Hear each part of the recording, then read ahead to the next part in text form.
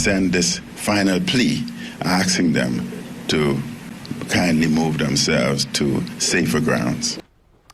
An urgent warning. Tens of thousands are leaving their homes in the Bahamas, escaping the wrath of Hurricane Dorian. It is expected to make landfall there today.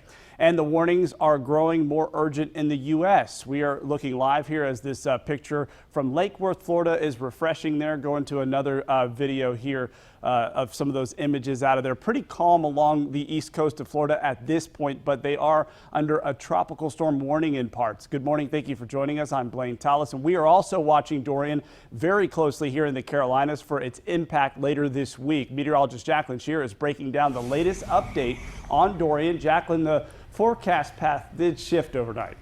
Yeah, you know what it is. It's slightly more towards the coast. Unfortunately, not what we want to be seeing with this storm. But at this point, a true landfall still looking very unlikely for the Florida coast, the Georgia coast, and the Carolinas. Here's a look right now. We are about 250 miles out from Dorian to that Florida coast, and it is moving so very slowly. In fact, over the next 50 hours or so, it only moves about 100 miles. So this is a devastating storm. It's a Category 4 with top winds of 150 miles an hour. Let me show you the path over the next few days here. As we're getting closer to the coast, it moves even more slowly. You'll notice how close those lines are there as we get into about Tuesday morning. After that point, it will start moving northward up along the coastline and then finally met with unfavorable waters that will force it to weaken before it approaches here. That's a really good update. Now at this point, when it reaches the Carolinas, we're talking about a Category 1 storm as opposed to the Category 4 that will be approaching the Florida coast.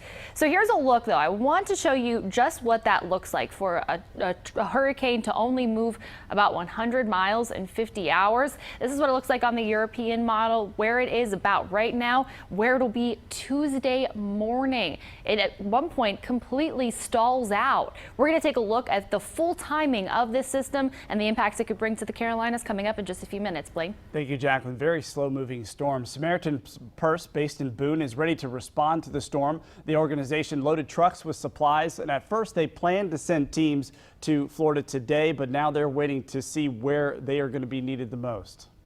We are just really in that place where we're watching the storm, ready to respond with all of the resources that are available to us as a ministry to be able to go out just as soon as we know where this thing's going to go. Samaritan's Purse also has teams preparing for the storm in both Carolinas. You can track Hurricane Dorian along with us as it approaches the U.S. Download our WSOC weather app for the latest on the storm's path and impacts. And you can also check our news app for storm preparations in the Carolinas.